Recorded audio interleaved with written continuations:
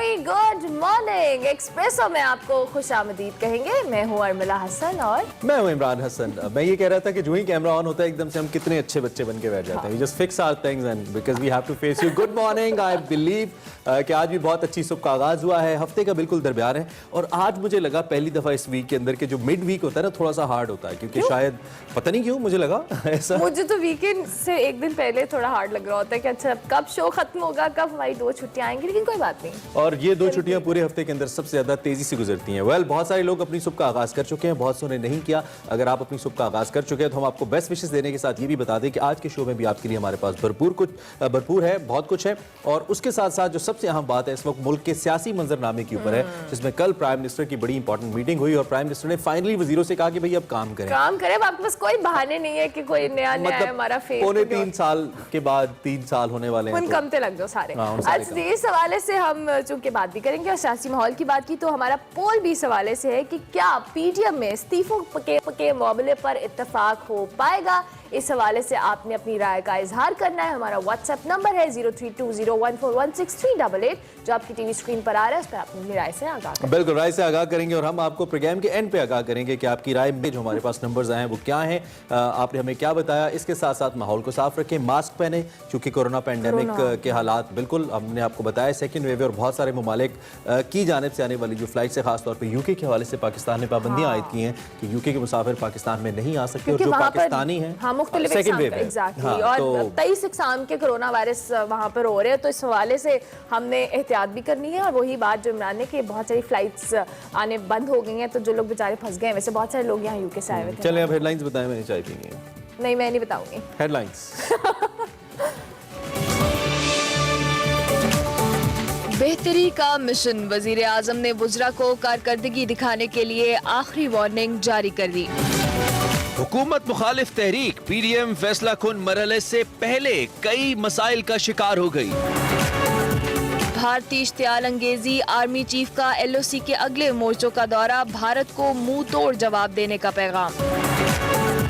Corona की नई किस्म खतरनाक होने लगी, दुनिया ने मुतासरा इलाकों से अपनी सरहदें बंद कर दी।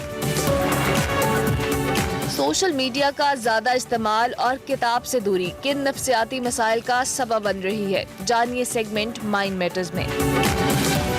सेगमेंट मेरा घर में हिना न्याजी मुलाकात करवाएंगी मारूफ सिंगर जावेद बशीर से।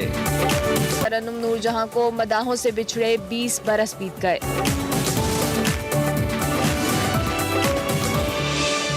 जाना आपने आज की हेडलाइंस में क्या है, यकीनी तौर पे बहुत कुछ है आपको बताने के लिए, आपके इस दिन को भी कम से कम इन 2 घंटों के लिए अच्छा करने आज का माइंड मैटर्स मेरे लिए है। आज का माइंड मैटर्स इनके लिए पता नहीं, मैंने टॉपिक चले सुन लेंगे, हम देखेंगे क्या है।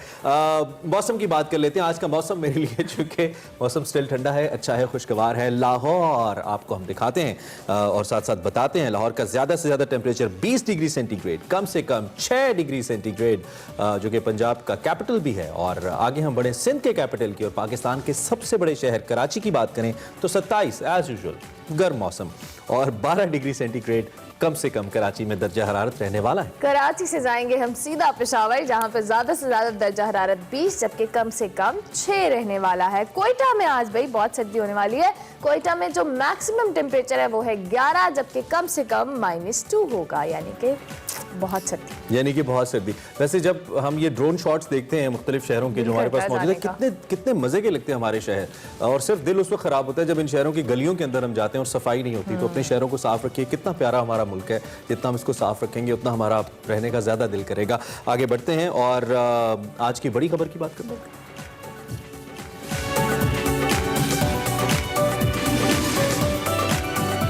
बड़ी खबर में बात करेंगे पीडीएम की, तो अपोजिशन इत्तेहाद का इम्तिहान शुरू हो गया है। पीडीएम की तहरीक फैसला कुन मरहले में दाखिल हो चुकी है। हुकूमत को मुस्ताफी होने की डेडलाइन दी जा रही है, अपने इस्तीफों की धमकियां भी दी जा रही हैं और निजाम बदलने की बातें भी हो रही हैं। लेकिन अभी तक पीडीएम हुकूमत के खिलाफ क्लियर और वाज़ेह हिकमत अमली लाने में अभी तक हमें नाकाम नजर आ रही है। इसके साथ साथ इस वक्त अपोजिशन इत्तेहाद भी कई अहम मसाइल का शिकार हो चुकी है। पहला तो इज्तिमाई इस्तीफों के मामले पर जो पीडीएम जमातें एक पेज पर नजर नहीं आई, उसके बाद पीपल्स पार्टी इस इस्तीफों के मामले पर बिल्कुल मुत्तफिक दिखाई नहीं देती, जबकि दूसरा पीडीएम जमातें अपने अंदरूनी मसाइल का भी शिकार नजर आ रही हैं। पहले नून लीग की बात की जाए और अब मौलाना फजलुर रहमान के खिलाफ 19 तबलीग की जमात के अंदर से तेजी से आवाजें उठना शुरू हो गई हैं। और जो तीसरा फेज है वो एक तरफ तो पीडीएम हुकूमत गिराने के लिए अपने इस्तीफों की धमकी दे रही है, लेकिन दूसरी तरफ सेनेट और ज़िमनी इलेक्शन के हवाले से भी कशमकश का शिकार है। पीपल्स पार्टी ने ज़िमनी इलेक्शंस लड़ने की भरपूर तैयारी शुरू कर दी है। लॉन्ग मार्च के बाद धरने से मुतालिक पीपल्स पार्टी का मौक़िफ़ मुख्तलिफ है।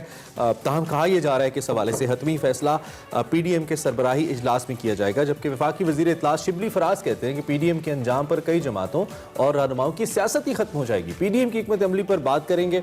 इस हवाले से सीनियर तजियाकार ब्रिगेडियर रिटायर्ड हारिस नवाज साहब हमें ज्वाइन करें ऑन वीडियो लिंक, उनसे ज़रा बात करेंगे। उनसे दो तमाम मौजू, एक तो हमने आपको पीडीएम के हवाले से बताया, लेकिन मेरा फोकस ज़रा इनिशियली कल प्राइम मिनिस्टर की उस मीटिंग पे होगा जिसमें उन्होंने कुछ गोल्स दे दिए मिनिस्टर्स को और कहा कि आप परफॉर्म करें, तो उस पर भी ज़रा हम हारिस नवाज साहब की राय लेते हैं। साहब गुड मॉर्निंग, कैसे हैं आप? खैरियत से?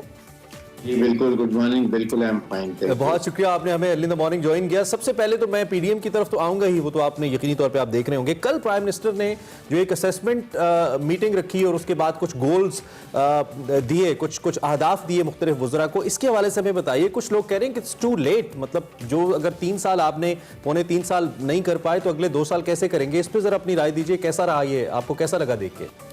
आई थिंक प्राइम मिनिस्टर पाकिस्तान जो है, मैंने जो जर्नी देखा है, he has been pushing it, ministers बहुत पहले से पुश कर रहे हैं और टारगेट उनको हमेशा देते हैं कि आपने ये करना है, और इसके बाद तो उनसे वो ब्रीफिंग भी लेते हैं।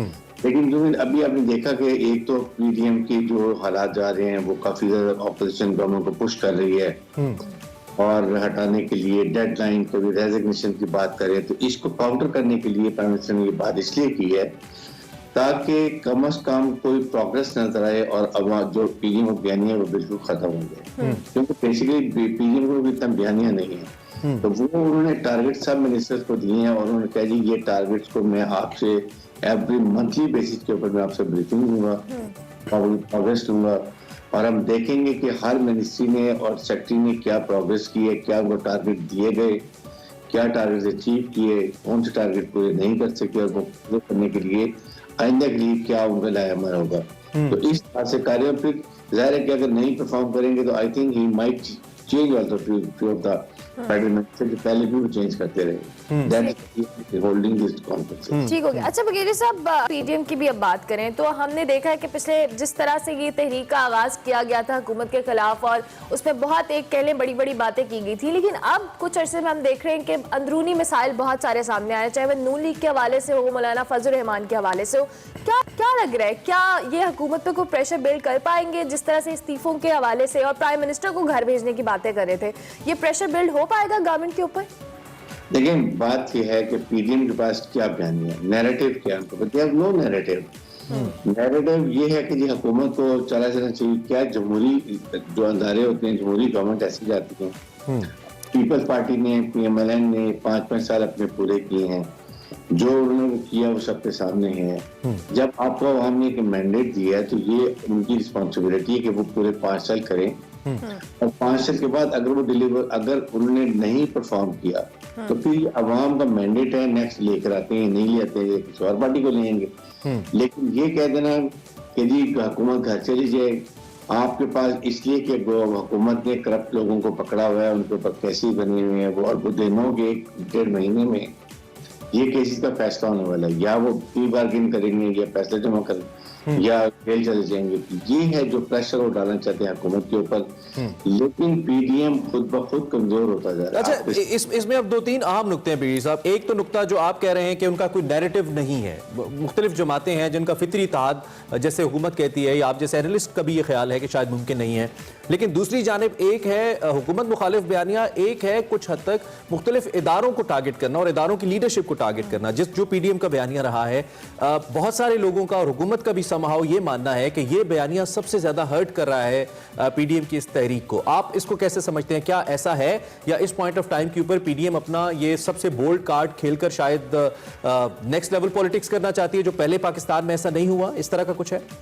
देखें, ये एक जो ऑपोजिशन का बयानिया है, नैरेटिव है, ये बहुत खतरनाक है और दुश्मन का भी नैरेटिव यही है। जो हमारे फोर्सेस अगेंस्ट पाकिस्तान में काम कर रही हैं, उनका नैरेटिव ये है कि पाकिस्तान की अवाम और फौज में जो एक एतमाद है उसको ख़त्म किया जाए, फौज को कमज़ोर किया जाए, और उसके बाद खुदा न खास्ता पाकिस्तान को नुकसान पहुंचाया जाए या पाकिस्तान के छोटे हिस्से कर दिए जाए। ये नैरेटिव। और एग्जैक्टली अगर आप देखें जिस तरीके से पीएमएलएन खास तौर पर और पीडीएम के ज्यादा बाकी पार्टी भी, आप कभी ऐसे नहीं हुआ कि वो चीफ ऑफ स्टाफ को डायरेक्ट बाय नेम अटैक कर रही हूँ, डीजी इदारों को कर रही हूँ। वो इदारे जो बहुत सेक्रीफाइस कर रहे हैं, मुल्क से दहशतगर्दी खत्म कर दी है, उसके बाद आपके मुल्क को काफी ज्यादा स्टेबलाइज कर रहे हैं, दुश्मन नैरेटिव को जो है वो डिफीट कर रहे हैं इस मौके के ऊपर। और फिर जनरेशन वॉर का आपको अटैक हुआ और उसका मकसद भी यही होता है कि अवाम को जो हुकूमत से दूर कर दो, फौज से दूर कर दो, ऑपोजिशन खुद ब खुद जाके वो इस तरह के अटैक शुरू कर देती है सिर्फ अपने जाती मसाइल के लिए, अपने पार्टी मसाइल के लिए। आप अगर मुल्क को नुकसान पहुंचाना चाहते हैं तो ये बहुत अनफेयर है। और इस बयानियों को अगर आपने देखा हो तो अवाम ने भी तकरीबन इसको रिजेक्ट किया है। They don't like it. Even PMN के अंदर से और फिर बाकी पार्टी के अंदर से भी आवाजें उठनी शुरू हो गई हैं। सही, ठीक हो गया। अच्छा ब्रिगेडियर साहब, इसके साथ साथ चले ये वाला पॉइंट जिस तरह से आपने पॉइंट आउट किया कि ये बहुत ही खतरनाक चीज़ है कि आप कौमी इदारों को तनकीद का निशाना बनाएं और उस पर पॉलिटिक्स करें। बिलावल भुट्टो जरदारी की बात की जाए, पीपल्स पार्टी की बात की जाए, एक तरफ तो वो कहते हैं कि पीडीएम के इस्तीफे जो है हुकूमत के लिए एटम बम का एक उसको बता रहे हैं कि ये एटम बम है हुकूमत के लिए, दूसरी तरफ वो ज़िमनी इंतखाबात के लिए भी हवाले से तैयारियां कर रहे हैं। तो क्या ये रवैया जो है अपोजिशन इत्तेहाद के लिए नुकसानदेह साबित हो सकता है? देखें, पीपल्स पार्टी एक हद तक उनके साथ है। पीपल्स पार्टी के अपने इंटरेस्ट हैं, पार्टी इंटरेस्ट हैं।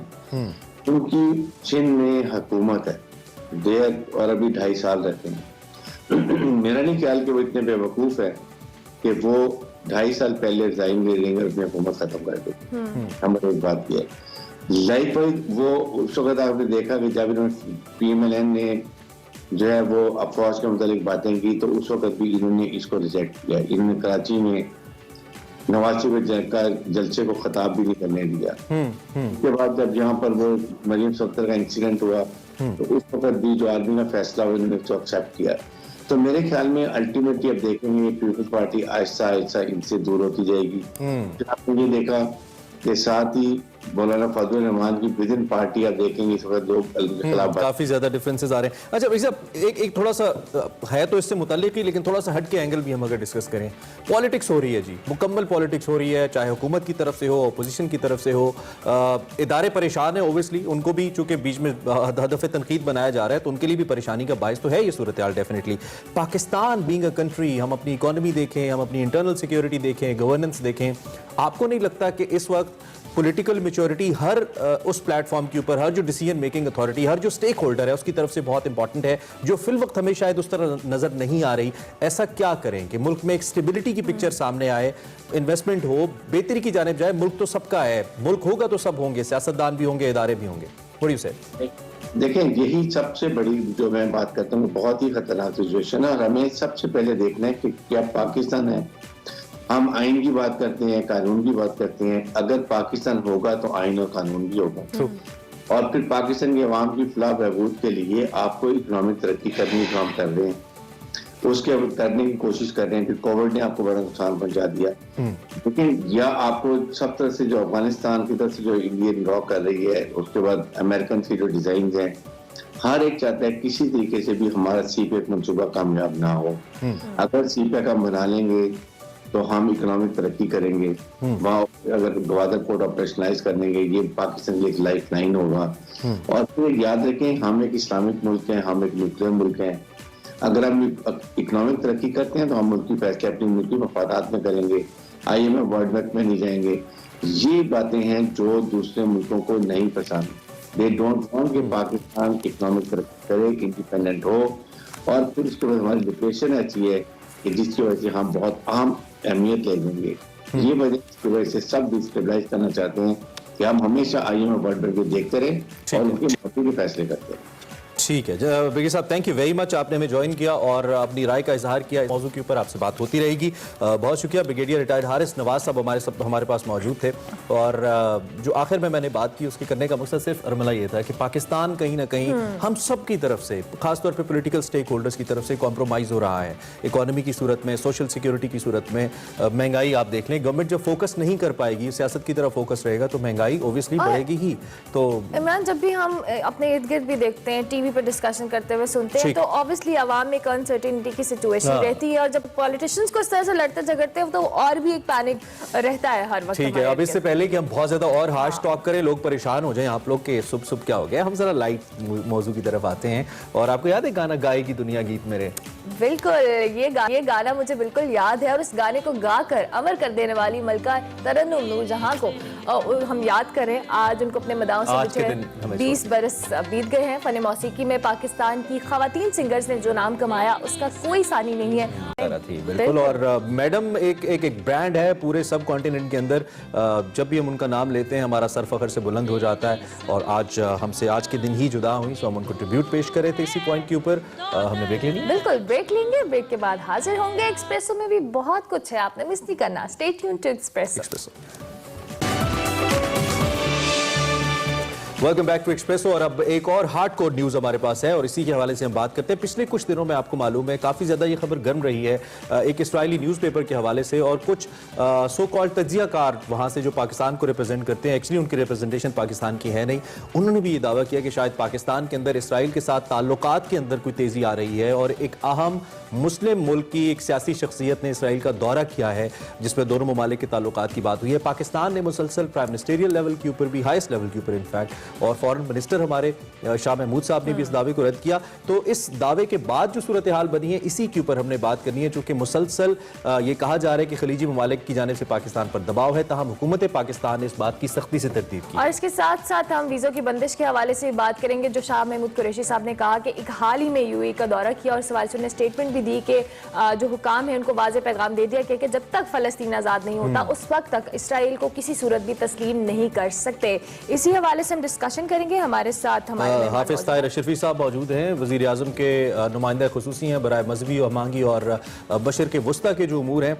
बड़ी प्रोमिनेंट शख्सियत इस हवाले से बात करने के लिए हैं, उनका अपना भी एक बड़ा हार्ड स्टैंड इसके ऊपर है, जरा उनसे बात करते हैं। हाफिज साहब बहुत शुक्रिया तो आपने हमें ज्वाइन किया।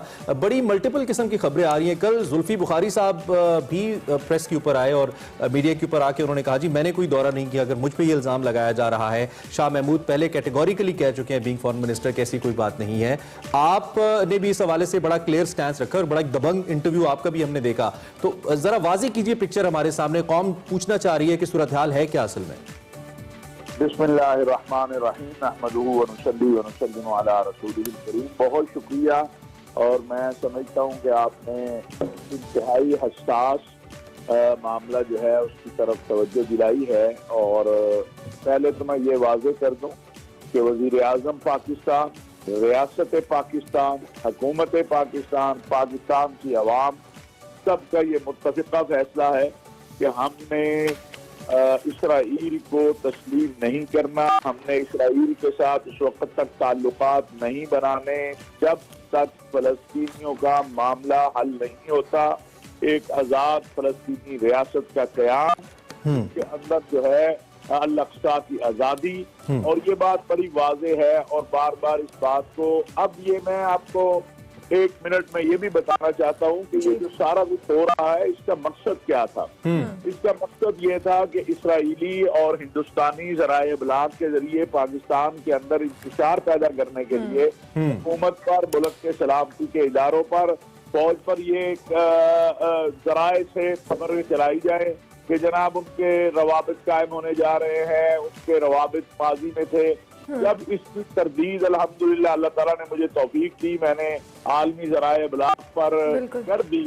और उसके बाद प्राइम मिनिस्टर, उससे पहले भी प्राइम मिनिस्टर का तो रोज़े अव्वल से मौक़िफ़ ये है कि हम अल्लाह को क्या जवाब देंगे अगर हम इन जालिमों को तस्लीम करते हैं और मजलूमों के खिलाफ जाते हैं। तो उसके बाद अब वो कुछ लोग जिनको सिर्फ और सिर्फ बुग़्ज़े इमरान खान है या बुग़्ज़े पाकिस्तान की अफवाज और सलामती के इदारे हैं, वो हर एक बात नई बात निकालना चाहते हैं और सिर्फ मुल्क इंतशार पैदा करना चाहते हैं। अल्हम्दुलिल्लाह हमारे तो रोज फलस्तीनी क़यादत के साथ राब्ता हो रहा है। फलस्तीनी सदर, वज़ीर आज़म पाकिस्तान, पाकिस्तान की अवाम का रोज दूसरे दिन उनका शुक्रिया का पैगाम आता है। तो ये सारी बातें सिर्फ मुल्क के अंदर इंतशार पैदा करने के लिए, मुल्क के अंदर एक अनारकी पैदा करने के लिए, जिस तरह हमारे ब्रदर इस्लामी मुल्क सऊदी अरब जो है, जहाँ हमारे मुक़द्दसात हैं, वहाँ के हवाले से पहले अफवाहें चलाई गई कि वहाँ नेतन्याहू पहुंच गया है। मकसद ये था किसी तरह मुसलमानों के दिलों में नफरत पैदा हो जाए और उनके वलियाहत के बारे में जिस तरह अफवाह साजी की जाती है, या बाकी हमारे ताल्लुकात आलम इस्लाम आलम अरब के हवाले से। पहली बात मैं ये अर्ज कर दूं कि बिल्कुल कहीं पाकिस्तान में कोई तस्वर नहीं है कि इसराइल से ताल्लुकात बनाए जाएं या इसराइल के साथ तस्लीम किए जाए। दूसरी बात, हमारे अरब इस्लामी ममालिक के साथ ताल्लुकात बेहतरीन हैं और कोरोना की वजह से मसाइल बने हैं, बाज़ दिगर वजूहात जो उनकी दाखिली हैं, जो वीज़ों का इशू है या और है। लेकिन तो आपने देखा कि सारी जगह फ्लाइटें बंद हैं और इंशाअल्लाह ये मसाइल भी। तो हाफिज साहब, आप कह रहे हैं कि पाकिस्तान पे कोई दबाव नहीं है हमारे खलीजी मुमालिक दोस्तों की जानिब से, सऊदी अरब की जानिब से, UAE की तरफ से कोई दबाव नहीं है? पाकिस्तान पर ना कोई दबाव है सऊदी अरब से, अमारात से, खलीज से या किसी और जगह से। आप पाकिस्तान को इतना छोटा मुल्क है, इतना कमजोर मुल्क है कि कोई हम पे दबाव डालेगा तो हम अपनी दाखिला खारजा पॉलिसी बदल देंगे। खुदा का वास्ता है, हम एक मजबूत कौम है, एक मजबूत फौज रखते हैं, एक मजबूत कौम और एक मजबूत फौज के साथ अपने मुल्क का जो है दिफा कर सकते हैं। अपने मुल्क की सलामती और इस्तेहकाम के लिए हम सब एक हैं। ठीक हो गया। राइट हाफिज साहब, थैंक यू, बहुत शुक्रिया। आपने एक तो एक सूरत हाल भी की और बड़ी मुबहिम सूरत हाल थी। कैटेगोरिकली उन्होंने कहा कि इस किस्म का कोई प्रेशर भी नहीं है, ना कोई पाकिस्तान पे प्रेशर डाल सकता है। असल में हमारी इकोनॉमी की सूरत हाल ऐसी ना कि कभी कभी हमें लगता है कि maybe there is some pressure. तो अच्छा है, अशरफी साहब ने वाजे किया हमें इस पॉइंट के ऊपर कि इसराइल के साथ पाकिस्तान उस वक्त तक ताल्लुकात कायम नहीं करेगा जब तक फलस्तीनियों को उनका हक नहीं दिया जाता और फलस्तीन आजाद नहीं होता। इसी नोट पर हम ब्रेक लेंगे, ब्रेक के बाद हाजिर होंगे। आप देखते रहिए Expresso. Welcome back to Expresso. और अब बात करेंगे कोरोना के हवाले से। कोरोना की बात की जाए तो ये वबा हर गुजरते दिन के साथ मौलिक होती जा रही है। हम रोज एक्सप्रेसो पे कोशिश करते हैं कि आपको ताज़ा तरीन अपडेट्स भी दें और आपको इस बात के हवाले से अवेयरनेस भी दें कि आपने एहतियात करनी है। एहतियात बहुत जरूरी है। और मैं सबसे पहले, इससे पहले कि हम बाकायदा तौर पर इन डिटेल्स बात करें इसकी सेकेंड वेव पर भी और इसके सेकेंड फेज या इसके सेकेंड जो एक शेप आई है सामने, उस पर भी हम बात करें। 4,62,814 पाकिस्तान के अंदर अब तक कन्फर्म केसेज आ चुके हैं, जिसमें अब तक जो डेथ टोल है वो 9,557 पर पहुंच चुका है, यानी कि 9,557 पीपल। पिछले 24 घंटों के अंदर 84 अमवात वाक़ई हुई हैं। अब तक इस मौलिक मरज से 4,15,352 अफराद ने रिकवर किया है। टोटल जो टेस्ट अब तक किए गए हैं उनकी तादाद 64,06,281 है और 2,419 केसेस पिछले 24 घंटों में सामने आए हैं। बिल्कुल, और ये केसेस कम नहीं है, इसलिए खुदारा घर से बाहर ना निकलें, मास्क का इस्तेमाल करें, क्योंकि आपकी जरा सी लापरवाही और आपको और आपके खानदान को खतरे में डाल सकती है। अगर हम दूसरी जाने बात करें बर्तानिया की, नीदरलैंड्स की, ऑस्ट्रेलिया की और साउथ अफ्रीका की, कई ममालिक में कोरोना की नई किस्म सामने आई है जो असल वायरस से 70% तेजी से फैल रही है। ये वायरस इंसानी सेल से ज्यादा आसानी से मुंसलिक हो जाता है और बराह रास्त इंसान के जहन पर हमला करता है। कोरोना वायरस का नया वर्जन सामने आने के बाद दुनिया भर में एक हलचल सी मच गई है। बर्तानिया में सख्त पाबंदियां लगा दी गई हैं। पाकिस्तान समेत 4 ज्यादा मुल्कों ने बर्तानिया के लिए अपनी सरहदें भी बंद कर दी हैं और इसके हवाले से अगर हम इंटरनेशनल फ्लाइट्स की बात करें तो वो भी मुअत्तल हो चुकी हैं। बिल्कुल, डॉक्टर अताउर रहमान हमें इसी सूरत हाल पे ज्वाइन कर रहे हैं। प्राइम मिनिस्टर की टास्क फोर्स के चेयरमैन भी हैं फॉर साइंस एंड टेक्नोलॉजी और उसके साथ साथ सीनियर साइंटिस्ट भी हैं, खास तौर पे मेडिकल हेल्थ को लेकर इस वक्त जो मामलात चल रहे हैं इस पर बड़ा काम भी डॉक्टर साहब ने किया है और कोविड के हवाले से ऑफ एंड ऑन हम इनका एक्सपर्ट ओपिनियन लेते रहते हैं। सो आज भी हमने इनको मधु की हमारे साथ मौजूद है। डॉक्टर साहब, थैंक यू वेरी मच, आप हमारे साथ मौजूद हैं। सबसे पहले तो WHO की एक मैं स्टेटमेंट पढ़ रहा था जिसमें उन्होंने कहा कि ये जो इसका नया फेस है कोविड का, सुपर कोविड, ये जो भी इसको नाम दिया जाए, ये इतना जानलेवा नहीं है। लेकिन दूसरी जानिब 40 से ज्यादा ममालिक ने यूके की फ्लाइट्स को बैन कर दिया, हमने भी कर दिया, जिससे लगता है कि ये ज्यादा मोहलिक है। तो सबसे पहले तो इस नई डेवलपमेंट के बारे में इज़हार ख्याल कीजिएगा, इसको कैसे देख रहे हैं आप? शुक्रिया। बिस्मिल्लाहिर्रहमानिर्रहीम। बात यह है कि ये जो है ये बहुत ज्यादा आसानी से फैलता है और तकरीबन 70% ज्यादा तेजी से ये इसका फैलाव है और क्योंकि फैलाव ज्यादा है तो लोग ज्यादा इन्फेक्ट होते हैं और क्योंकि लोग ज्यादा इन्फेक्ट होते हैं तो हलाकतें भी ज्यादा होती हैं इसकी वजह से। तो यकीनन मोहलिक ये ज्यादा है इस एंगल से क्योंकि फैलाव ज्यादा है और ये जो है ये सितंबर में डिस्कवर हुआ था, कोई नई चीज नहीं है। लेकिन उस वक्त बर्तानिया में डिस्कवर हुआ था, उस वक्त बहुत कम मिकदार में फैलाव था बरतानिया में, लेकिन इसने फिर ग्रेजुअली इसका एक बहुत तेजी से फैला है बरतानिया के अंदर, और जो दूसरे स्ट्रेन थे उनको इसने खत्म करके और डोमिनेट कर लिया है। अब ये डोमिनेंट स्ट्रेन बन गया है। डॉक्टर साहब, इस हवाले से कि ये डायरेक्ट दिमाग पर हिट करता है, ये मिसकंसेप्शन है या क्या? इस हवाले से इसको भी जरा क्लियर कर दीजिएगा। नहीं, ये मिसकंसेप्शन है, ऐसा कोई साइंसी एविडेंस नहीं है। दिमाग पे तो जो कोविड-19 है वो भी हिट करता है, तो और बल्कि हर जिस्म के आज़ा के ऊपर हिट करता है।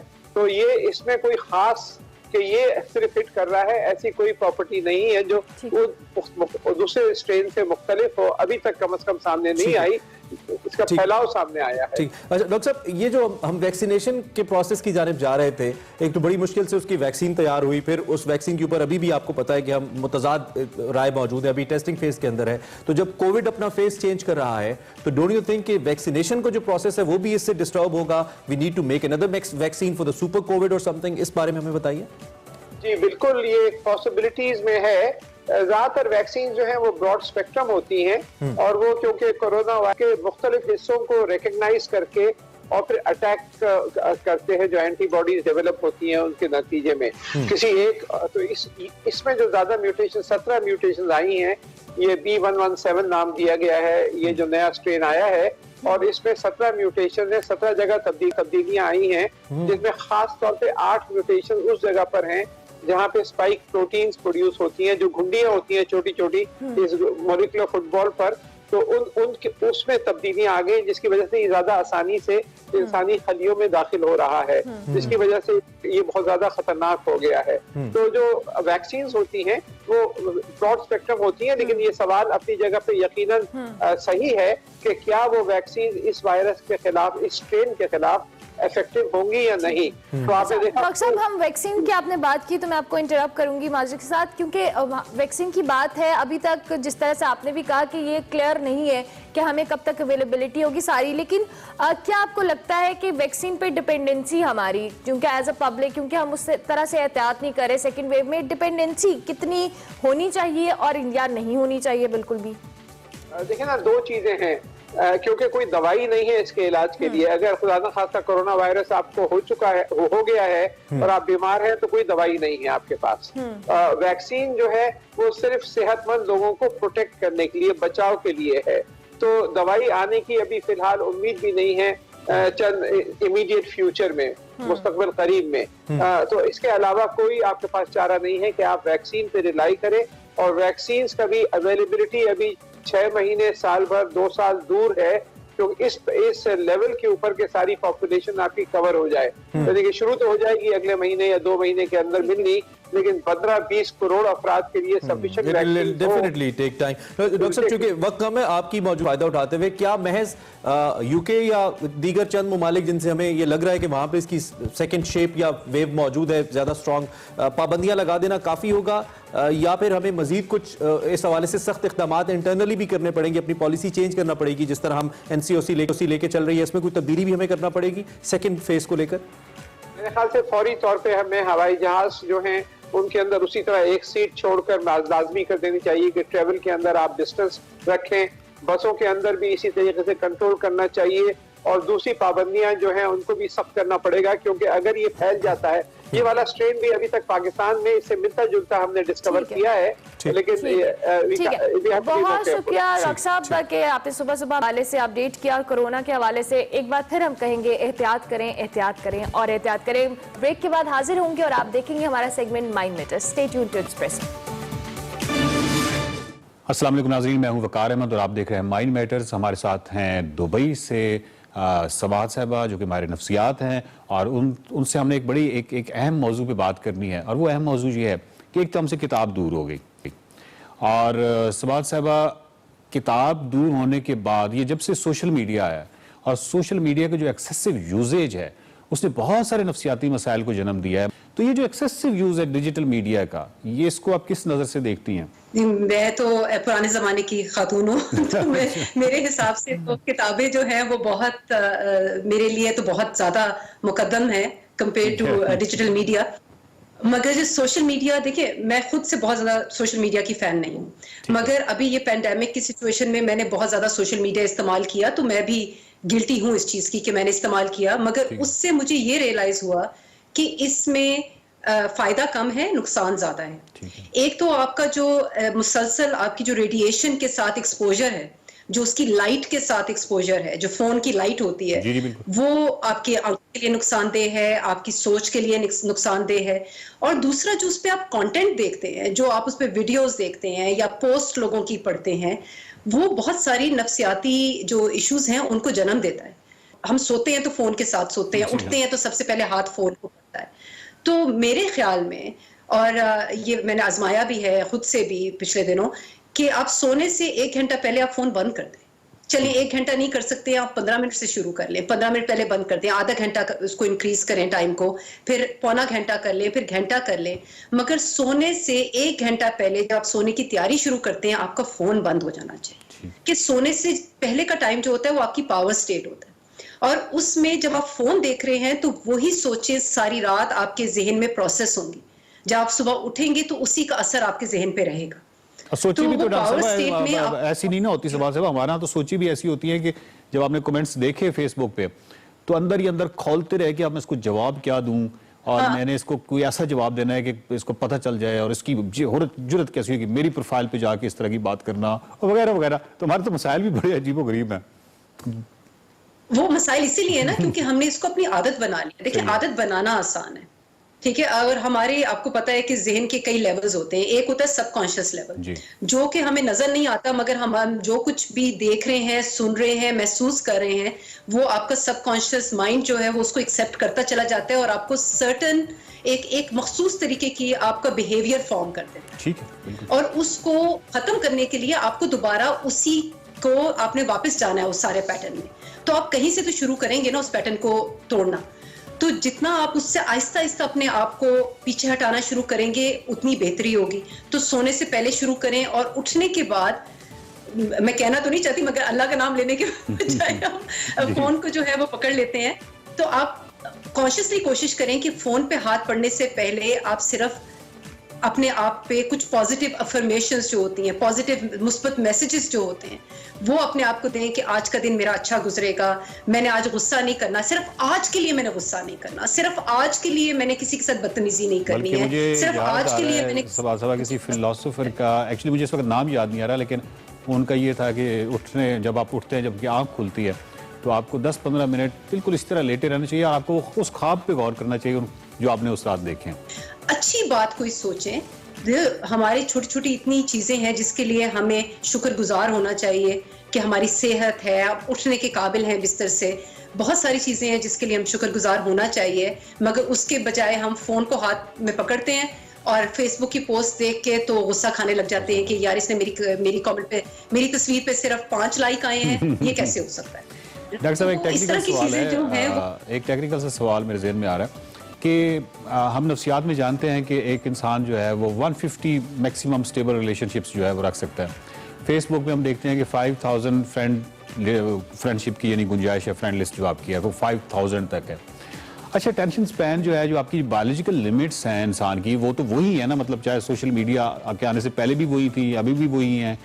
तो उस टेंशन स्पैन को अगर 5000 पीपल या इतना बड़ा यानी सोशल मीडिया वो हर वक्त ऑक्यूपाई करेगा, तो डेफिनेटली आपके जो नियरेस्ट रिलेशनशिप्स हैं वो भी डिस्टर्ब होते हैं, किताब पढ़ने का वक्त भी नहीं मिलेगा, अच्छी सोच, मुस्बत सोच कुछ भी नहीं रहेगा फिर तो। मैंने एक चीज शुरू की है घर में जो शायद मैं शेयर करना चाहूंगी, तो शायद किसी और के काम भी आ जाए, कि जब आप खाने की टेबल पे बैठे, एक तो कोशिश करें कि एक खाना सारी फैमिली, सारा खानदान इकट्ठा बैठ के खाए, कम से कम दिन में एक दफा जी। और जिस वक्त वो उस पर बैठे तो मैंने एक केन की बास्केट रखी हुई है, और जब मेरी बहन या उसके बच्चे या घर वाले आते हैं खाने के लिए तो मैं वो बास्केट के अंदर अपने फोन के समेत उन सबके फोन डाल देती हूँ। अच्छा। तो जो टाइम आपका खाने की मेज पे है, 15-20 मिनट, 10 मिनट, जितनी देर भी आपने खाना खाना है, आप कम से कम एक दूसरे के साथ बात तो करें।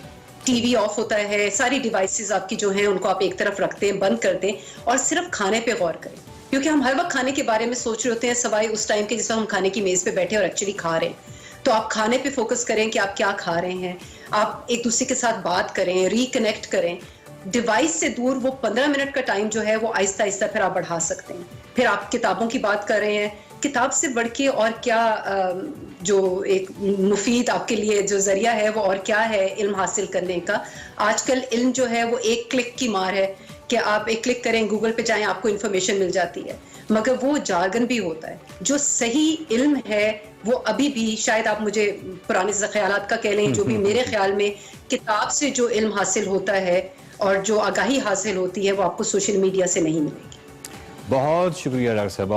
और समा साहबा की इसी बात को आगे बढ़ाते हुए मैं ये कहूँगा कि किताबों के हवाले से उन्होंने बात की है वो बिल्कुल ठीक है। पिछले 20, 25, 30 सालों में हमने देखा है कि हमारे यहाँ जो किताबों की फ़रोख्त है या किताबों का पढ़ने की रवायत वो इतनी कम हो गई है कि अभी पिछले दिनों में पढ़ा था कि 6 पैसे फ़ी फ़र्द एक साल में खर्च करता है किताब पे। 6 पैसे, पाकिस्तान की बात कर रहा हूँ। और अगर हम ये कहें कि ये सोशल मीडिया की वजह से है और बहुत सारी चीज़ें हैं इस तरह की आ गई हैं कि अब हमें मालूमात बहुत जल्दी मिल जाती हैं, डिजिटल मीडिया आ गया, तो हम देखते हैं कि यूरोप में ऐसा नहीं है, अमेरिका में ऐसा नहीं है, बहुत सारी जगहों पे अभी भी किताब उसी तरह छप रही है वेस्ट में, और मिलियंस कॉपीज़ जो हैं उसके एक किताब की वो बिकती हैं और लोग पढ़ते हैं और वो रवायत अभी भी कायम है। तो मेरा ख्याल है कि हम इस हवाले से, तरक्की के हवाले से तो उनसे तो पीछे ही हैं, तो अब ऐसा तो नहीं है। तो अगर वहाँ पे अभी भी किताब को एक बुनियादी या बड़ा ज़रिया समझा जाता है, और फिर अगेन बात यह है कि जो नावल है या कोई भी लिटरेचर की फॉर्म है वो आप पे इम्पैक्ट करती तब है कि जब आप उसको प्रॉपरली पूरा नावल पढ़ते हैं और वो तमाम चीज़ें जो हैं वो उसी तरह असरअंदाज होती हैं। तो किताब जो है उसकी अहमियत अभी भी उसी तरह है, लेकिन पाकिस्तान में बदकिस्मती से किताब से दूरी और सोशल मीडिया के तरफ बहुत ज़्यादा इस्तेमाल जो है वो बहुत सारे मसाइल को जन्म ले रहा है। किताब पढ़िए, देखते रहिए Mind Matters. Welcome back to Expresso. Program के दूसरे हिस्से में आपको खुशामदीद कहेंगे। आगे बढ़ते हैं और अब आपको सेगमेंट दिखाते हैं मेरा घर। मेरा घर में हम जाते हैं किसी एक प्रोमिनेंट शख्सियत के घर और उनका घर हम देखते हैं कि उनका लिविंग स्टाइल क्या है और उससे बातें भी करते हैं ढेर सारी। और हिना रियाजी आज हमें लेकर जा रही हैं कहाँ, हेडलाइंस में बताया था, लेकिन चले अब सरप्राइज रखते हैं, आपको दिखाते हैं आज का मेरा घर।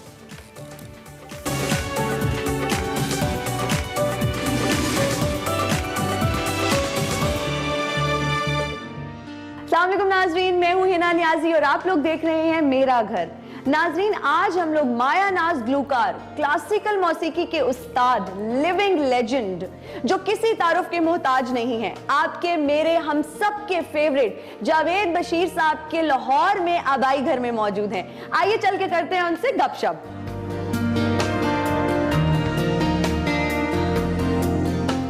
अस्सलामुअलैकुम सर, कैसे हैं वेलकम आप? To my home Hina. बहुत बहुत अच्छा लग रहा है आपसे मिलके, आप मेरे घर आई हैं। Thank you so much sir, आपने हमें इनवाइट किया और हम आ गए। अरे प्लीज फिर आए चलते हैं। जावेद बशीर साहब, ये बताइएगा कि बचपन कैसा गुजरा, बचपन में घर का माहौल कैसा था?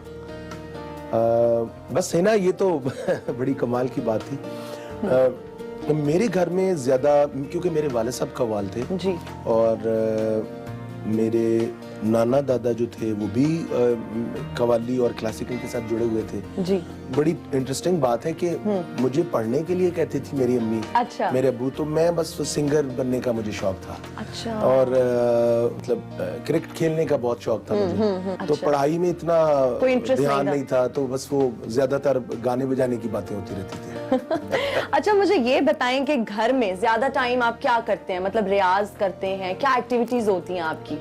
आजकल तो आपको पता है लॉकडाउन की वजह से शोज तो इतने हो नहीं रहे, लेकिन फिर अभी मेरा एक अमेरिका का प्रोजेक्ट चल रहा है, उस पर मैं काफी काम कर रहा हूँ। फिर और 2-3 प्रोजेक्ट्स हैं बाहर के, वो कर रहा हूँ। तो फिर रात को आना होता है स्टूडियो से 3-4 बजे, तो फिर 11-12 बजे 1 बजे सो के उठते हैं बस। अच्छा ठीक है, मुझे ये बताएं कि जो लोग गाते हैं या जो लोग आर्टिस्ट होते हैं बहुत सेंसिटिव होते हैं, आपकी तबीयत कैसी है? अगर छोटी छोटी बात पे गुस्सा आता है, माइंड करते हैं, मूड ऑफ होता है, या नहीं घुल मिल के रहते हैं? कोई भी आर्टिस्ट है, अगर वो एक होते हैं आर्टिस्ट जो इंस्पायरेशन होते हैं, मतलब किसी को देख के आर्टिस्ट बनते हैं, एक होते हैं बाय बर्थ आर्टिस्ट। जो बाय बर्थ आर्टिस्ट होते हैं वो वाकई सेंसिटिव होते हैं। अच्छा, मुझे ये बताएं, खाने पकाने का शौक है? पहले था, अब नहीं। सुरीला खाना खाने का शौक है, और ये सुरीला खाना क्या होता है, जरा ये भी आज बता दें। सुरीला खाना ये है कि जिस तरह हमारे स्पेसिफिकली हमारे गाने बजाने में करेले गोश्त तो बहुत मशहूर है, धनिया कीमा, ओए ओए ओए ओए, और जिस तरह मिसाल के तौर पे और मतलब जैसी जो भुनी हुई चीजें होती हैं। खाने का कोई ऐसी फूड आइटम्स है जिनका आपकी आवाज पे असर होता है? अरे वाह, बहुत बड़ी बात की आपने।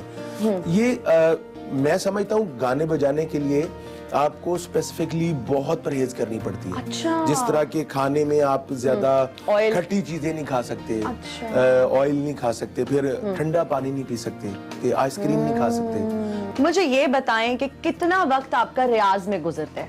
अभी मेरा एक प्रोजेक्ट आया माँ, मैंने 7 दिन स्टूडियो में रहा हूँ, तो इसमें थोड़ी सी मुझे हल्की सी प्रॉब्लम भी आ रही है कि अल्लाह वर्गी माँ है मेरी माँ। बिल्कुल बिल्कुल बिल्कुल, उसके लिरिक्स ऐसे हैं। हाँ, अल्लाह ताला तो किसी ने देखे नहीं, और अल्लाह ताला की शान वही जान सकता है, जो जिस तरह माँ आपको पालती है, खुद प्यार करती है, अपनाई है, और तो आप किसी और रिश्ते में आपको नजर नहीं आपको आराम देती है, और आप वो बेसुकून रह के भी आपको आराम देती है। ये अल्लाह ही कर सकता है, तो वो एक अकीदा है। सर, आप तो इतना अच्छा गाते हैं, मुझे ये बताएं आपके अलावा घर में और कौन कौन गाता है? हिना, मैं बहुत फॉर्चुनेट हूँ और बहुत लकी हूँ। मेरी फैमिली के तकरीबन सारे लोग गाते हैं, लेकिन स्पेशली मेरे बेटे 3 हैं, तो सारे गाते हैं, शुक्र अल्हम्दुलिल्लाह। तो अपने बेटों से हमारी मुलाकात करवाएं, हम उनसे भी कुछ सुनना चाहेंगे। जी जी जी, बिल्कुल।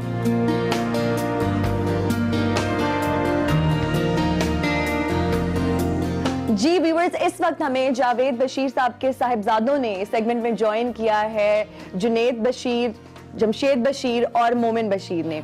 जुनैद, मुझे सबसे पहले ये बताओ कि इतने बड़े स्टार के बेटे हो आप, कैसा महसूस करते हो?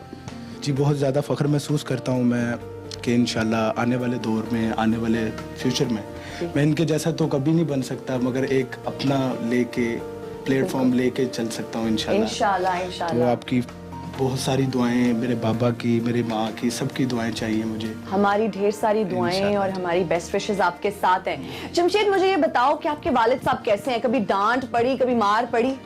काफी दफा पड़ी। अच्छा किस बात पे मार पड़ी और क्यों? जैसे कोई कहा काम के यार ये तुमने नहीं काम करना, हाँ जी, तो वो मैंने कर लिया, तो इसलिए डांट पड़ रही है। कौन सा काम इन्होंने मना किया और आपने किया, अब ये भी हमें बताएं। यही है कि फजूल लोगों के साथ ना फिरो, अपने घर में रहो, काम करो, पढ़ो, रियाज मेहनत करो, कोई बड़ा आर्टिस्ट बनो आप। तो वो कहना नहीं माना, तो इसलिए मार भी पड़ गई। अच्छा मोमिन, मुझे ये बताओ कि बाबा के साथ रिलेशन कैसा है? गुस्से वाले हैं? बहुत। कभी मारा? काफी दफा। ओए होए होए बच्चे सच बता रहे हैं। अच्छा मुझे ये बताओ कि मैंने सुना है आप सरगम बहुत खूबसूरत गाते हैं, तो सुना दें फिर हमें आज। 1 2 3 4 ना दिन दिन ना ना दिन दिन ना ना दिन दिन ना ना दिन दिन ना ना दिन दिन ना ना दिन दिन ना दिन दिन ना ना दिन दिन सारे निजा रेगा सारे कमरेगा मप कमा ता ता ता ता ता ता ता ता सारे निजा रेगा सारे कमरेगा मप कमा ता ता ता ता ता ता ता ता सारे निजा रेगा सारे कमरेगा मप कमा ता ता ता ता ता ता ता। वाह वाह वाह वाह वाह वाह वाह वाह वाह, जबरदस्त। तो आप लोगों ने सर मिलके भी कोई जुगलबंदी की आपने अपने बेटों के साथ, वो आप हमारे साथ शेयर करें। अभी है ना, मेरा बहुत लोगों ने पसंद किया था, एक हमने प्रोजेक्ट किया था सांवरे, जी जी जी, मेरे और मेरे बेटे के साथ था। जुनैद माशाल्लाह बहुत इस वक्त कहने के, मैं समझता हूँ पाकिस्तान का एक बहुत बड़ा टैलेंटेड और बहुत बड़ा अपकमिंग सिंगर है। बिल्कुल। तो इंशाल्लाह जब भी होता है ना कि अभी तो इसके 2 वीडियोस आए हैं। हाँ जी, हाँ जिस तरह एक पहले आया था पिया अनप्लग्ड, हमने निकाला था दोनों ने, वो किया है। अभी हमारा एक गाना आ रहा है जोगी, जिसमें जमशेद बशीर माशाल्लाह बहुत अच्छा इन्होंने गाया, जोर लगा के गाया। जी जी जी जबरदस्त हो गया, तो हमें सुना दें। कन्नी मुद्रा बागे, कन्नी मुद्रा बागे, मथे तिलक लगा के नी मैं जाना जोगी दे नाल, नी मैं जाना जोगी दे नाल, नी मैं जाना जोगी दे नाल, नी मैं जाना जोगी दे नाल। सा सा सा सा सा नि दा नि नि दा नि नि दा नि दा नि नि दा नि दा पा दा सा सा सा रे गा पा पा मा गा रे पा पा मा गा रे गा रे रे दा नि दा नि दा नि दा नि दा नि दा नि दा पा दा पा मा गा रे गा रे रे दा रे गा रे रे दा रे मा बा नि दा नि दा पा दा मा बा मारे मारे ने दा रे रे दा रे रे दा सा नि दा नि दा नि दा पा दा मा बा मा मा रे मा रे रे दा नि दा नि दा नि दा नि दा नि दा नि दा नि दा नि दा पा मा सा नि दा पा मा रे दा नी मैं जाना जोगी दे नाल, नी मैं जाना जोगी दे दे नाल नी मैं जाना जोगी दे नाल नी मैं जाना जोगी दे नाल। वाह वाह वाह वाह वाह, जबरदस्त जबरदस्त जबरदस्त, कमाल। भाई आप सब लोग तो छा गए हैं। अपना गाया हुआ कौन सा गाना आपका फेवरेट है जो आप अक्सर सुनते हैं या गुनगुनाते हैं? ये तो आपको पता ही है, आप जो आप बंदा खुद गाने गाता है वो तो आपके सारे फेवरेट्स होते हैं। बिल्कुल ऐसे है। लेकिन मुझे अम्वा तले हमारा एक गाना, मेरा और हुमैरा चन्ना जी बहुत हमारी पाकिस्तान की अच्छी सिंगर है, सुरीली सिंगर है, उनके साथ आया था अम्वा तले, वो आई थिंक मुझे काफी अट्रैक्ट करता है। सर मुझे ये बताइए कि एक कवाली में और पॉप रॉक में क्या फर्क है? हाँ है ना, बहुत बहुत अच्छा सवाल किया, क्योंकि हमारे ये सवाल तो बहुत सिंपल है लेकिन इसको लोगों को बताना बहुत बड़ी बात है। बड़ी बात। कवाली स्पेसिफिकली एक वो फील्ड है जिसमें कॉल बयान होते हैं, स्पेसिफिकली शायरी का उसमें बहुत बड़ा रोल है कवाली में। हाँ, फिर तर्ज अच्छी होनी चाहिए, तर्ज वो होनी चाहिए जिसमें कवाली नजर आए, अच्छा, वो कलाम नजर आए। बट सर आजकल एक टर्म सुनने को मिलती है कि भाई कोई भी सिंगर बन सकता है, इंस्ट्रूमेंट्स की मदद से आवाज तक एडिट हो जाती है ना। सिंगर बाय बर्थ ही होता है, सिंगर बन नहीं सकता कोई, बन नहीं सकता, क्योंकि देखिए जो लय और सुर है, जिस तरह आप लड़की है या लड़का है ना, सुर लय भी इसी तरह है, या आपके अंदर होती है अल्लाह ताला की तरफ से या नहीं होती, ये आ नहीं सकती। ना ना ना, ना। हमें अपना कोई कलाम, कोई क्लासिकल आजकल वो मेरा गाना चल रहा है माँ, जी जी जी, वो मैं सुना देता हूँ। जी जरूर, प्लीज।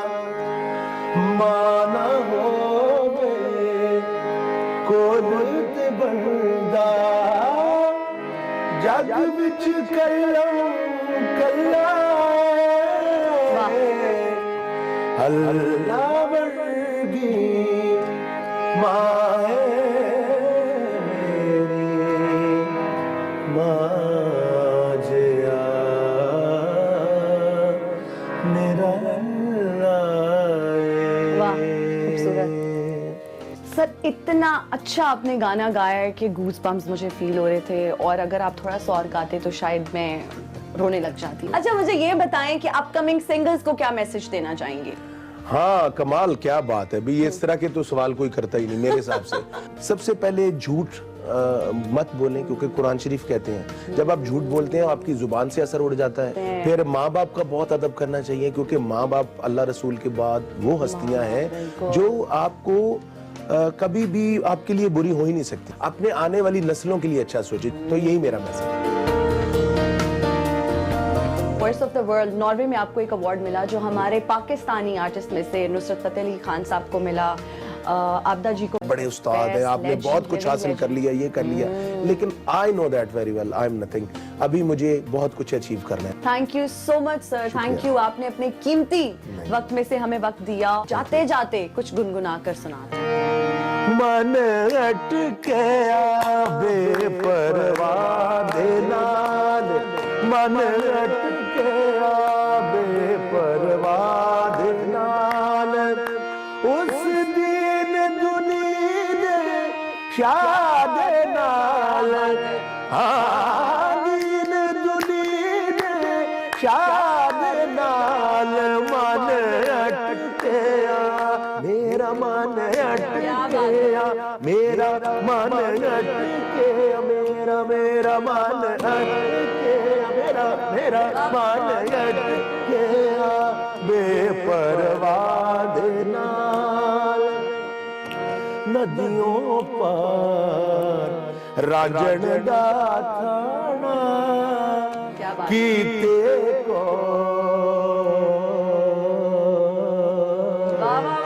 जरूरी जाना मिलता कर मैं मला दे नाल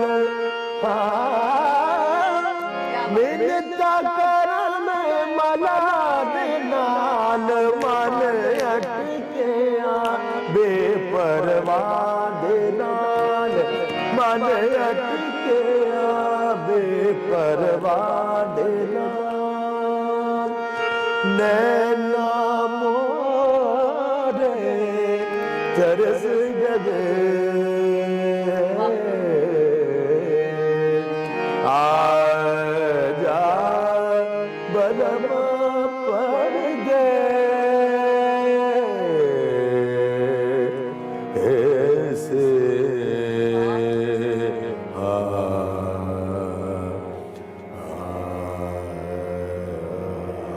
क्या बात है।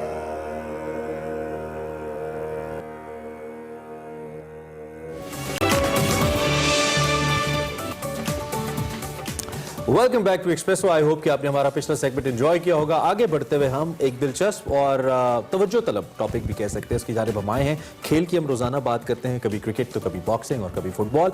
आज हम बात करें पाकिस्तान के कौमी खेल हॉकी की। मेरे दिल के बड़ा करीब है। जब भी मैं हॉकी पे बात करता हूँ मैं थोड़ा जज्बाती भी हो जाता हूँ और मुझे अच्छा भी बहुत लगता है कि इसके ऊपर बात होनी चाहिए। एक वक्त था हम दुनिया पे राज किया करते थे। हमारा हर एक प्लेयर जो कि सिर्फ हॉकी खेलता था एक ब्रांड हुआ करता था।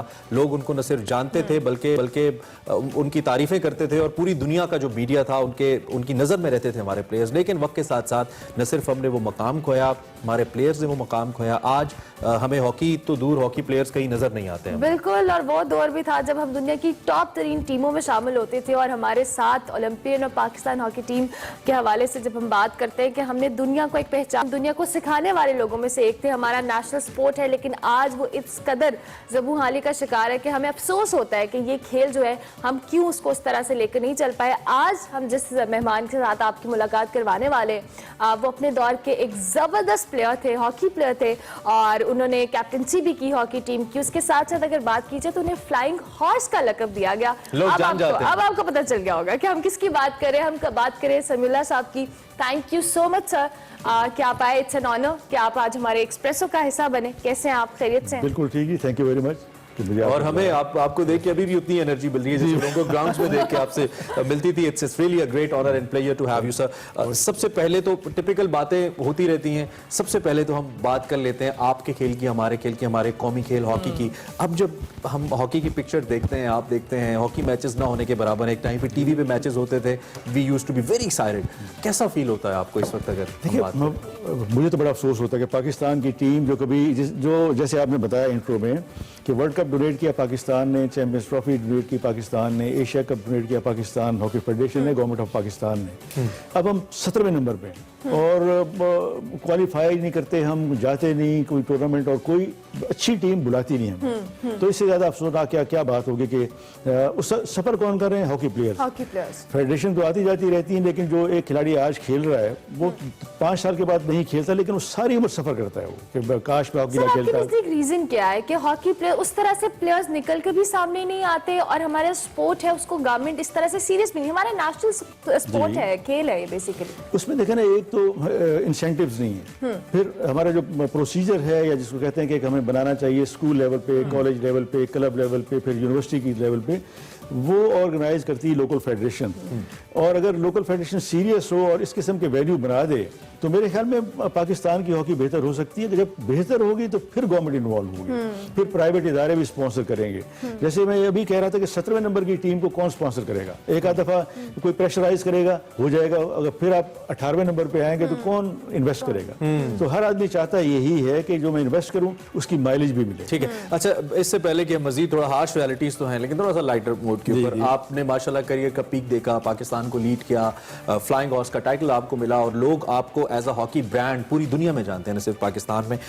कुछ ऐसे वाकयात भी आपके खेल के साथ मुंसलिक है, ऐसे तो कई हैं, हमने सुना भी है, जो कि आपको याद रह गए होंगे। एक 1982 का वाकया है, हम अभी आपसे डिस्कस भी कर रहे थे, भारत की इंदिरा गांधी के हवाले से। हमें बताइए क्या वाकया था वो एशियन गेम थी। एशियन गेम में एशिया की सारी टीमें होती है और पाकिस्तान के 250 के करीब लोग जाते हैं, हर डिसिप्लिन में जाते हैं। तो हमारा फाइनल था।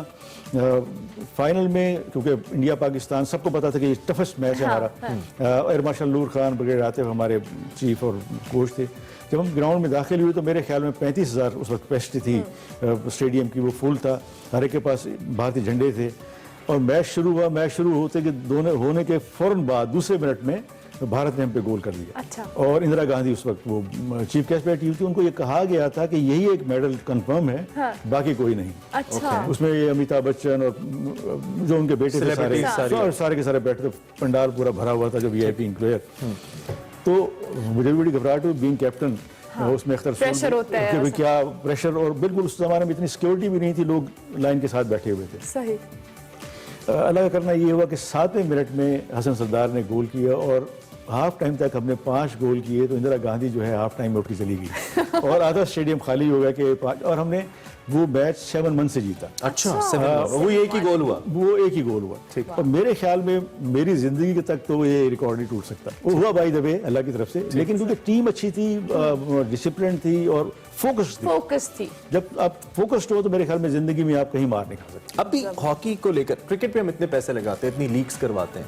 पिछले दिनों में मुझे याद है जो उस वक्त के आर्मी चीफ थे जनरल राहील, उन्होंने बड़ा इस पे काम करने की कोशिश की, पैसे भी दिए गए कुछ एज आप रिमेंबर हॉकी को, और ये बात भी सामने आई, मीडिया के अंदर लीड्स भी बनी कि अब इसके ऊपर भरपूर तवज्जो दी जाएगी। And I was personally very happy कि कम से कम एक इतना डिसिप्लिन इदारा इसको जब देख रहे हो। आर्मी की अपनी टीम बड़ी जबरदस्त हॉकी की, हमें मालूम है। गवर्नमेंट ऑफ पाकिस्तान का फोकस इस वक्त किस हद तक है? कोई 3-4 चीजें इंपॉर्टेंट जो आप तजवीज कर सके हॉकी के लिए, जो हमारे खेल को बेहतर करे, दोबारा से हम ऊपर आए? टैलेंट तो हम में है। देखिए, जैसे आपने कहा कि आर्मी चीफ ने कहा, ये जो आर्मी चीफ बाजवा साहब है, इन्होंने 5 करोड़ रुपए दिए हॉकी फेडरेशन को, जबकि गवर्नमेंट ऑफ पाकिस्तान ने एक पैसा नहीं दिया। वो तो चाहते हैं कि जी सारी कौम चाहती है कि पाकिस्तान, जैसे आप गुफ्तगू कर रहे हैं कि पाकिस्तान की स्पोर्ट्स बेहतर हो और खास तौर पर हॉकी बेहतर हो। फिर फेडरेशन की कोताही मैं कह लूँ कि उन्होंने सही जगह इस्तेमाल नहीं की, लोअर लेवल पर उन्होंने टीमें नहीं बनाई, कोई अपना जो फॉर्मेट चेंज नहीं किया। ये सारे करते करते फिर गवर्नमेंट का इंटरेस्ट भी खत्म हो गया। और इस गवर्नमेंट में तो खास तौर पे मैं देख रहा हूँ कि जो एक सिस्टम ला रहे हैं कि काउंटी सिस्टम, और दूसरा वो पाकिस्तान में तब कामयाब होगा जो कुछ चीज़ बिकने वाली होगी। अगर पाकिस्तान की रैंकिंग पहले दूसरे नंबर पे हो तो हर एटलीस्ट टॉप 5 में जी, तो लोग आते जाएंगे, स्पॉन्सर मिलता जाएगा। हुकूमत पाकिस्तान को भी चाहिए कि पैसे खर्च करे। बॉक्सिंग है, स्क्वॉश है, बास्केटबॉल है। कहीं आपने देखा लड़कियां खेलती थी टेबल टेनिस, हर स्कूल कॉलेज में खत्म हो गई। तो ये हुकूमत को भी चाहिए, पाकिस्तान स्पोर्ट्स बोर्ड को भी चाहिए, पाकिस्तान ओलंपिक एसोसिएशन है उनको भी चाहिए कि बैठे इसलिए कि जो कोई 15 साल से बैठा है, कोई 20 साल से बैठा है, करते काम। पैसे तो इनको मिलते हैं, ओहदे भी बड़े हैं, सैलरीज भी बड़ी हैं, मुराद भी हैं, क्यों नहीं करते काम? मेरे ख्याल में बिल और विश नहीं। देखे ना, कोई चीज आप इंटरेस्ट नहीं है। जब तक आप किसी चीज को फोकस नहीं करेंगे जिंदगी में, आप वो कामयाब ही नहीं हो सकते। तो ये जो एशियन गेम्स हैं, ओलंपिक गेम्स हैं, वर्ल्ड कप है, ये होता ही इसलिए है कि आप 4 साल पे फोकस कर लें, 2 साल पे फोकस कर लें और तैयारी शुरू कर दें। सर, आपको नहीं लगता कि अब हम ग्रास रूट लेवल से अगर ये सारी जो कहने चलाएं और हम लोग बच्चों में स्पेशली इंटरेस्ट डेवलप करें, क्योंकि टाइम के साथ साथ सिर्फ हमें ये पता है क्रिकेट एक स्पोर्ट है, हमें हॉकी का नहीं पता, हमें स्क्वॉश का नहीं पता, हमें टेनिस का नहीं पता, जो एक स्पेसिफिक क्लास है वो तो शायद ये स्पोर्ट कर लेती है, लेकिन जो दीगर जिस तरह से जहाँ से टैलेंट असल निकलता है उनको नहीं ये सिखाया जाता। देखिए, यहाँ जब मैं आया तो यहाँ 2 अकेडमी बनी हुई है, एक राना जहीर की, एक तौकीर डार की। तो बच्चे खेल रहे हैं, इसी किस्म की एकेडमीज बनानी चाहिए। बच्चे पता नहीं, मैं देख रहा स्कर्दू और सवात से लोग आए हुए हैं और हैदराबाद से यहाँ खेलने के लिए आए हैं, सिर्फ हॉकी सीखने के लिए। अभी भी हॉकी है पाकिस्तान में इतने बुरे हालात के बावजूद, लेकिन फेडरेशन को ये चाहिए कि उसको किस तरह उस आइडियाज को किस तरह कैप्चर करते हैं, उनको किस तरह मोटिवेट करते हैं। फेडरेशन को सब कोई पूछेगा तो वो करेंगे ना, कोई अकाउंटेबिलिटी होगी तो तब ना कि आप बैठे हैं, आप क्या कर रहे हैं। जब तक कोई पूछेगा नहीं तो फेडरेशन तो वो तो सुकून से बैठे, या वो खुद बेहतर हो कि अगर नहीं डिलीवर करे तो छोड़ दें, वो भी नहीं करते। सर, हमारे एक्सप्रेसो के प्लेटफॉर्म से कोई एक मैसेज जो हॉकी लवर्स हैं या ओवरऑल हमारे एक्सप्रेसो नाज़रीन को आप देना, खासतौर पर यंगस्टर्स टू प्ले हॉकी? मैं ये कहता हूँ कि हॉकी खेलनी चाहिए, हॉकी के साथ साथ पढ़ाई भी बड़ी सख्त जरूरत है। और अगर पढ़े लिखे होंगे तो आप देखेंगे कि स्टैंडर्ड ही हर चीज़ का मुख्तलिफ हो जाएगा, जिसमें जर्मनी देख लें, हॉलैंड देख लें, ऑस्ट्रेलिया देख लें। अब कोच एक चीज़ कहता है, हमारे ज़माने में भी तो हम उससे बढ़ के चीज़ करते थे। तो ये करें और अच्छे शहरी बने, पाकिस्तान है तो हम सब हैं। जबरदस्त, thank you so much sir, बहुत शुक्रिया कि आप हमारे शो एक्सप्रेसो का हिस्सा बने। मुझे इमरान सबसे अच्छी बात शो की ये लगती है कि हमें ऐसे लेजेंड से, लिविंग लेजेंड से मिलने का we always get a positive vibe, और लाइफ स्ट्रगल के अलावा कुछ नहीं है, और ये लोग एक बेहतरीन एग्जांपल हैं वो स्ट्रगल की जो इन लोगों ने की। द फ्लाइंग हॉर्स हमारे साथ आज मौजूद थे, इन्होंने हॉकी के हवाले से भी, हॉकी की बेहतरी के लिए भी बात की। गवर्नमेंट ऑफ पाकिस्तान को वैसे ऐसी शख्सियात से फायदा उठाना चाहिए, आई बिलीव, पता नहीं क्यों नहीं उठा रही। इस पर हम बात करते रहेंगे sir, it's an honour once again, thank you very much. इसी नोट के ऊपर हमने ब्रेक लेनी है और ब्रेक के बाद वापस आते हैं। Welcome back to Expresso. हम इससे पहले हॉकी की बात कर रहे थे, फ्लाइंग हॉर्स सबीउल्लाह हमारे साथ मौजूद थे, और अब थोड़ी फुटबॉल की बात कर लेते हैं, और फुटबॉल के एक और लेजेंडरी प्लेयर की बात कर लेते हैं खेल सेगमेंट के अंदर।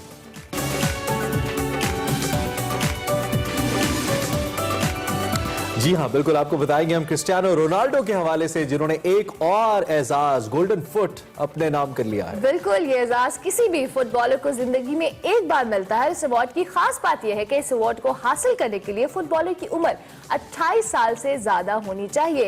यूनिट्स के लिए बेहतरीन कारकर्दगी पर रोनाल्डो को यह अवार्ड दिया गया, और क्रिस्टियानो रोनाल्डो ने 2020 में 44 गोल किए। अवार्ड की तकरीब के बाद रोनाल्डो ने ट्विटर पर हमायत करने वालों का शुक्रिया अदा किया, जबकि बार्सिलोना के लिए उम्दा कारकर्दगी दिखाने वाले मेसी अभी तक इस अवार्ड से महरूम है। 2019 की बात की जाए तो गोल्डन फुट अवार्ड क्रोएशिया के स्टार फुटबॉलर लुका मॉड्रिच को मिला था। 2018 में यह अवार्ड फुटबॉलर एडिसन कवानी को मिला। आपको बताएं, इस वक्त एक और घमसान का रन सोशल मीडिया पे पड़ा हुआ है between the fans, Messi and Ronaldo fans, because जिसे कहते हैं ना आग और पानी, इन दोनों प्लेयर्स के बीच में इंडिया पाकिस्तान वाला होता है रोनाल्डो मेसी का। और कभी आप अगर दोनों तरफ के प्लेयर्स, दोनों जो सपोर्टर्स हैं उनको बैठे हुए आप देख लें तो लगता है पता नहीं कितने बड़े नेशनल इशू पे जंग हो रही है। And literally this is how people, you know, Latin America और दीगर जगहों पे जहां पे फुटबॉल लोग बहुत पसंद करते हैं, this is how they react. And खैर, जितने भी Ronaldo fans, it's your day, so Ronaldo का दिन है आज, बहुत सारे लोग खुश होंगे। आई होप कि मेसी को भी ये अवार्ड जल्द मिलेगा, because he has already also played some great games for his country and for his league. इस पे हम बात करते रहेंगे, और अब आगे बढ़ते हैं, आपको लेके जाते हैं हेल्थ एंड फिटनेस की जानिब। स्पोर्ट्स में हेल्थ एंड फिटनेस का ताल्लुक बड़ा इंपॉर्टेंट होता है, और उसके लिए योगा करना भी बड़ा जरूरी होता है।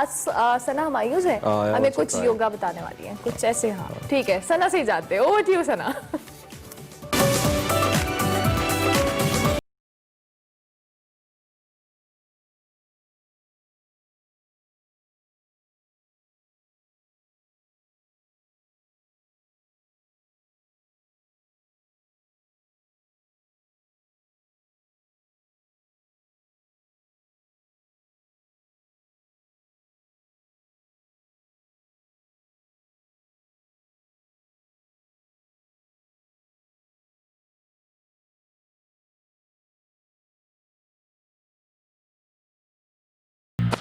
अस्सलाम वालेकुम, मैं हूँ सना हुमायूं, और योगा के एक और सेशन के साथ आपको खुशामदीद कहती हूँ।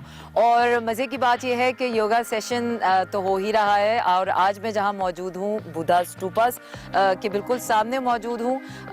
योगा की इब्तिदा कहते हैं कि 5000 साल पहले बुद्धिज़्म से हुई थी, और मेडिटेशन, योगा, रिट्रीट्स, ये सारे जो सिलसिले हैं ये बुद्धिज़्म से स्टार्ट हुए थे।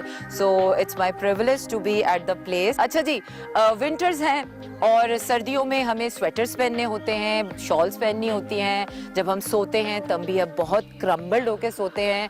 तो सर्दियों में बहुत ज़्यादा ज़रूरत होती है हमें स्ट्रेचिंग की, और जैसे कि कोविड-19 की वजह से हम घरों से बाहर भी नहीं जा पा रहे हैं, वॉक भी नहीं कर पा रहे हैं, जिम्स भी अनकरीब हमारे बंद हुए जा रहे हैं। तो इस वजह से अपने घरों में 5 से 10 मिनट ये प्रॉपर स्ट्रेचिंग फ्लो लेना है योगा का, जो मैं अभी आपको सिखाऊंगी।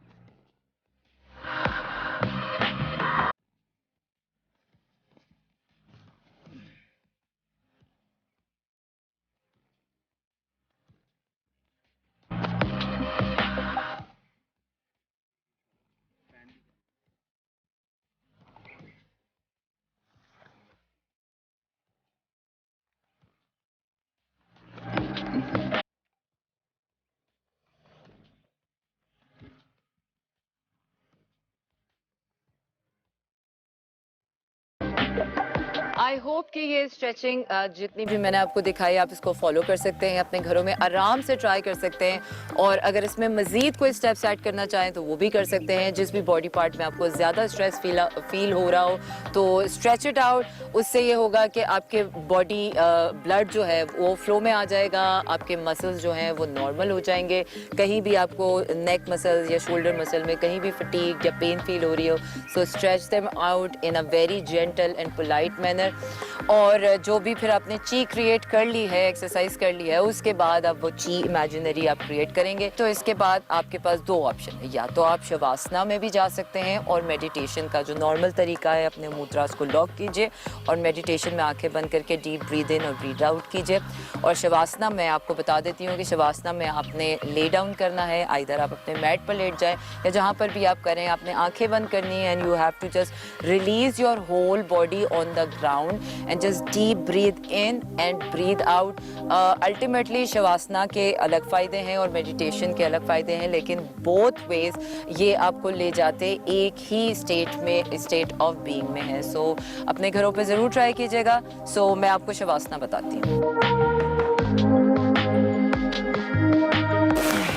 शवासना में आपने नॉर्मल लेटना है, आपने अपने हाथ रिलैक्स रखने हैं, आपने अपने पैर रिलैक्स रखने हैं, आँखों को बिल्कुल क्लोजिंग स्टेट में रखना है, ज़बरदस्ती भींचना नहीं है, लिप्स भी क्लोज रखते हैं, हर चीज़ को रिलैक्स रखना है। And you just have to release your self on the ground and deep breath and deep breathe out, breathe in and breathe out.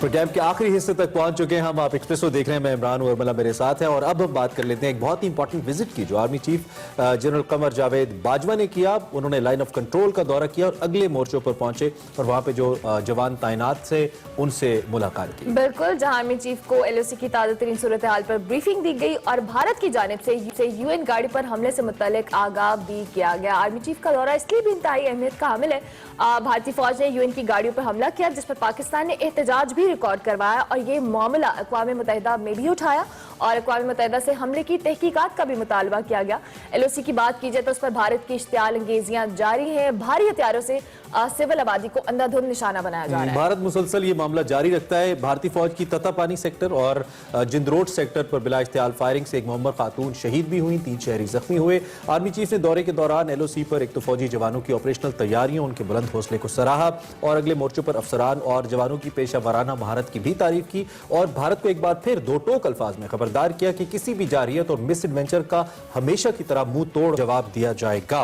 सो ये एक इंपॉर्टेंट डेवलपमेंट थी। इससे आगे हम बढ़ते हैं और अब हम बात कर लेते हैं पाकिस्तान, तुर्की और ईरान और इस्लामाबाद की। इनफैक्ट अगर मेनली बात करें कैपिटल्स की बात हो रही है और इस प्रोजेक्ट के लिए अर्मिला बहुत एक्साइटेड है क्योंकि ये इस ट्रेन से जाना चाहती हैं, पहले तेहरान और फिर ये इस्तांबुल जाना चाहती हैं। सो ये रेल सर्विस जिसकी हम बात करें इसको बहाल करने पर इत्तेफाक कर लिया गया है। हालिया माहिदे के मुताबिक ये कार्गो रेल सर्विस अगले साल से बाकायदगी से चलाई जाएगी। सभी को ITI कंटेनर ट्रेन का नाम दिया गया है सर्विस को। इस रेलगाड़ी से वस्ती एशिया और यूरोप तक पाकिस्तान के लिए रास्ते खुल जाएंगे जिससे इन ममालिक में बेहतर तजारती ताल्लुकात भी इस्तवार हो सकेंगे।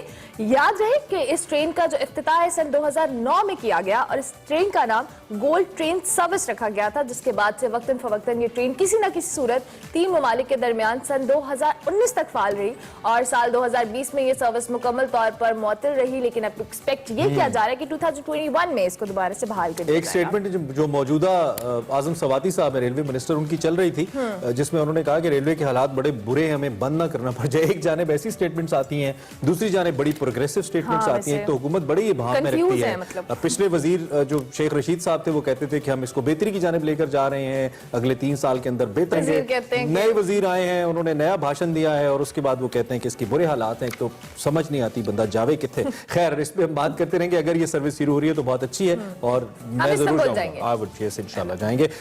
आगे हम बात कर लें। दरअसल कहते हैं ना, मखलूक खुदा की खिदमत जो है वही असल खिदमत है और ये सबसे ज़्यादा ज़रूरी है। ये इसी लिहाज से मखलूक खुदा की खिदमत एक आर्टिस्ट भी करता है अपने आर्ट के ज़रिए, और ये खिदमत जनाब फरीद साबरी, अमजद फरीद साबरी साहब ने बहुत कमाल की। आज उनकी सालगिरह है। बिल्कुल, और अगर बात की जाए तो आज उनकी 50वीं सालगिरह मनाते आते अगर वो जिंदा होते, मैं कब्र अंधेरी में घबराऊंगा जब तन्हा, इतनी दिलजमी से पढ़ा और अमर कर दिया। अमजद फरीद साबरी की बात की जाए तो आज ही के दिन कराची के मशहूर कवाल घराने में उन्होंने आंख खोली। अमजद साबरी ने कवाली के शोबे में अपनी सलाहियतों को ऐसे मनवाया जिसकी मिसाल कम ही देखने में मिलती है। अमजद साबरी ने पाकिस्तान समेत दुनिया भर में शोहरत हासिल की। ताजदार हरम अमजद फरीद साबरी की जो पढ़ी हुई कवाली है आज भी सुनने वालों पर सहर का तारी करती है। बिल्कुल, और भर दो झोली मेरी या मोहम्मद, लौट कर मैं ना जाऊंगा खाली, जो कि कवाल घराने से उनका ताल्लुक था। साबरी बरादरान उनके जो वालिद साहब थे और उनके जो बहुत ही जबरदस्त फनकार थे और इंसान बहुत अच्छे थे। जो शोबिस फर्टिनिटी है उसके अंदर एक अलग ही मकाम था अमजद भाई का। और हम जब भी कवाली की बात करेंगे, रमजान ट्रांसमिशंस की बात करेंगे तो हम इनको याद रखेंगे। अल्लाह उनको गरीक रहमत करे। शहीद कर दिया गया था उनको एक दहशतगर्दी के वाक़े में। अच्छा जी, अब पोल के हवाले से भी आपको बता देते हैं पोल रिजल्ट्स क्या हैं। क्या पीडीएम, हमारा पोल था, क्या पीडीएम में इस्तीफों पर इत्तेफाक हो पाएगा? 65% लोग कहते हैं नहीं, इत्तेफाक नहीं हो पाएगा, जबकि 32% कहते हैं हाँ और 3% कहते हैं पता नहीं। सो ओवरऑल रिजल्ट जो ज्यादातर 65% जो रेशो है वो यही कहती है कि इत्तेफाक नहीं हो पाएगा, जो बजाहिर नजर भी आ रहा है। जिस किस्म की बेरिया पीडीएम ऐसे ही होगा। अच्छा, जिससे पहले प्रोग्राम हम बंद करें, हमारे साबिक सदर जनाब ममनून हुसैन साहब की आज बर्थडे है, 80th बर्थडे हमें मालूम पड़ा है कि आज अपनी 80वीं सालगिरह मना रहे हैं। सो हम मोहतरम फॉर्मर प्रेसिडेंट को बहुत ज्यादा बर्थडे विश भी करते हैं। Happy birthday sir, may you live long. और अभी हम अपने देखने वालों से इजाजत लेंगे। आपसे हमारी मुलाकात होगी कल। Feedback as usual social media handles पर आप देने हैं जो वक्तन फक्तन हमारी टीवी स्क्रीन पर आते रहते हैं। कल तक के लिए हमारी तरफ से अल्लाह हाफिज़। अल्लाह हाफिज़।